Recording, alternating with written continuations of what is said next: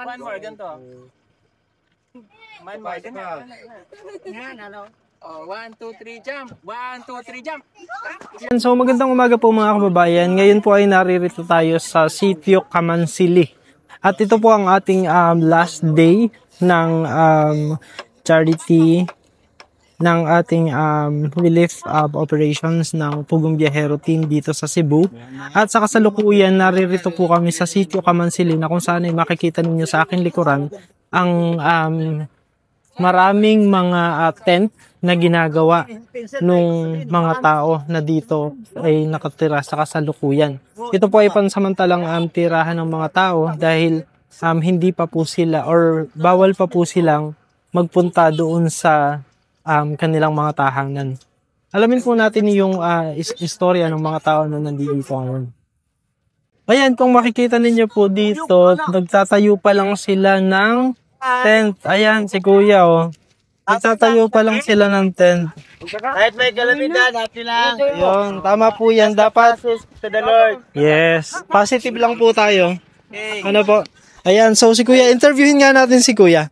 Ayan, so Kuya, taga saang lugar kayo? Bakit kayo nandito ngayon sa Sitio Kamansili? Taga dito po kami. Taga dito ka talaga. Oh, sa Medellin Barangay, Kaputatan Sur. Okay. Sitio Kamansilis. So ilang araw na po kayo na nandito? Bali, 1 week na, sir. 1 week na. Okay. So kumusta naman po yung buhay ninyo dito mula nung paglipat nyo? Medyo masyado mahirap, pero kakayanin, sir. Sino po? Wala naman tayong magagawa. Kahit dito na. Sino po ang kasama ninyo dito? Yung pamilya ko, sir. Yung asawa at anak ko, sir. Pero kung 1 linggo na kayo dito, bakit bago ko pa lang tinatayo yung tent? Doon kami una, sir, niya. Okay. Pinabalipat na kami dito. Kasi delikado doon kasi tagilid sa highway.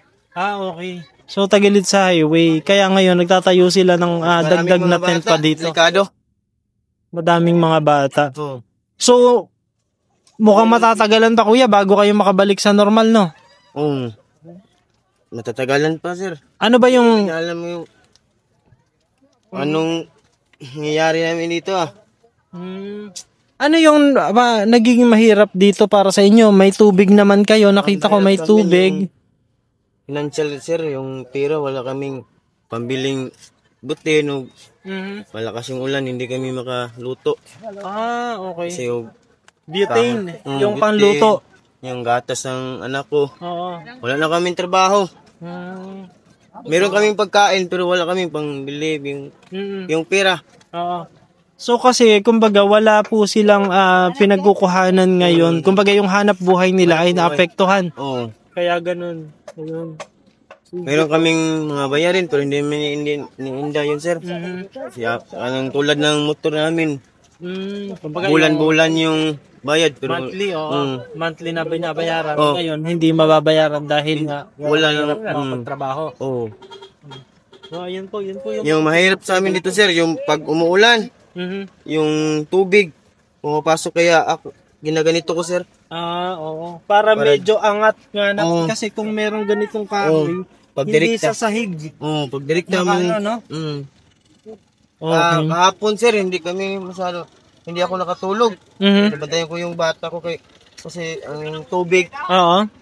Yung tubig dito, sir. Kaya ngayon, Ilan yung miyembro ng pamilya mo, Kuya? Ilan ang mga bata? isa lang anak ko, sir. So wala naman kayong senior citizens na nanay or tatay? Manugang ko, sir. Diyan, Dito. sir. Pero nakahiwalay na tent sila. Diyan, sir. Diyan sa kabila. Okay. So ayun po, makikita natin mga kababayan, ang hirap ng sitwasyon sa ganito dahil pansamantala. Tapos ano ang sabi sa inyo ng government ng barangay, kailan daw kayo makakabalik? Hindi nila alam, sir. Ilan, sir, kasi yung lindol, hindi naman natin yung alam. Kahit yung P-Box, hindi naman alam.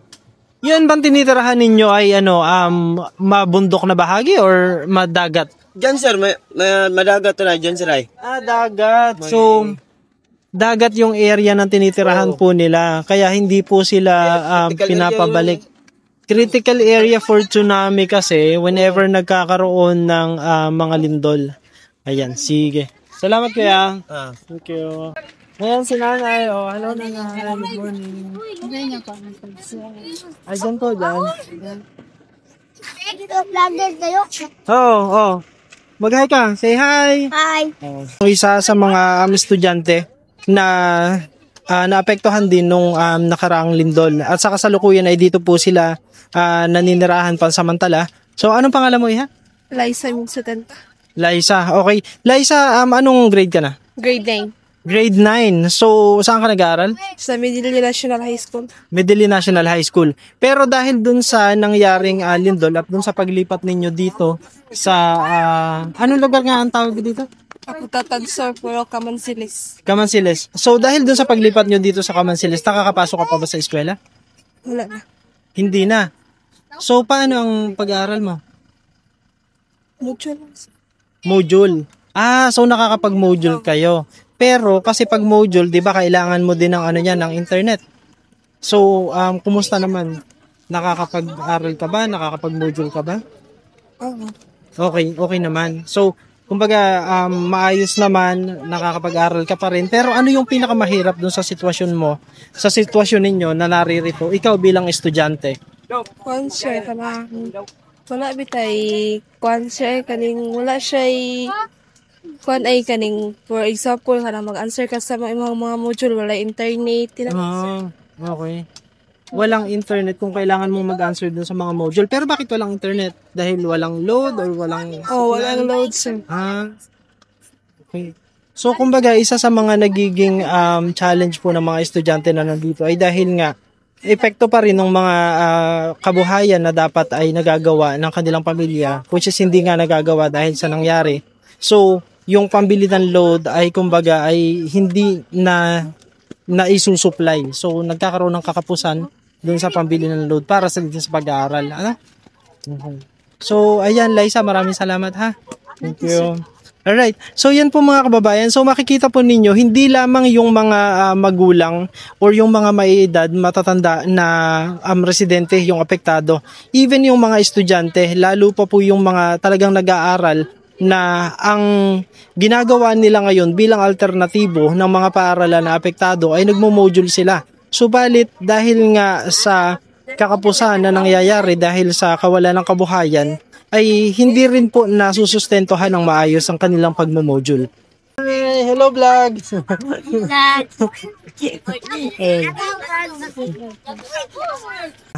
Hello! Hello! Magandang tanghali. Ayan. Merong nagbigay ng food pack, no? Merong nagbigay ng food pack para sa inyo. Ayan. So, merong nagbigay ng food pack dito para sa kanila. Kaya naman, sabay-sabay silang kumakain ngayon. Ayun, actually, merong tumutulong na nagbigay. Ayan. Parang isang sasakyan yun na dito rin ang naging destinasyon nila. So, ipakita ko po sa inyo yung sitwasyon dito sa City of Camansiles. Ayan. So, yan po yung hanay ng mga tent na kung saan sila kasalukuyang nakatira. Ayan, kumakain pa sila. Oh, anong kinakain nyo? Ha?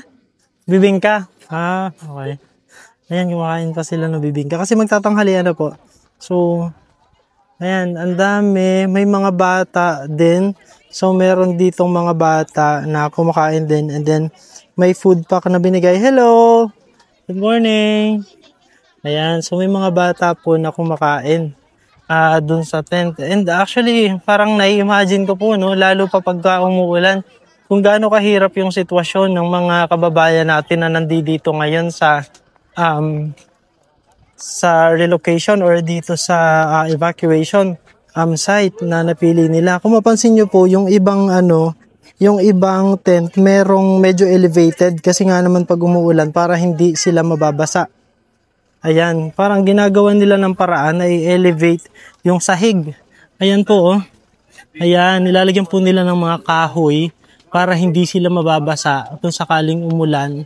Pero actually medyo mababa pa din po eh. Kumbaga, kung medyo malakas-lakas yung ulan, tapos bumabaha, medyo pa rin, may tendency pa rin na baka mabasa pa rin sila. So, ayan po.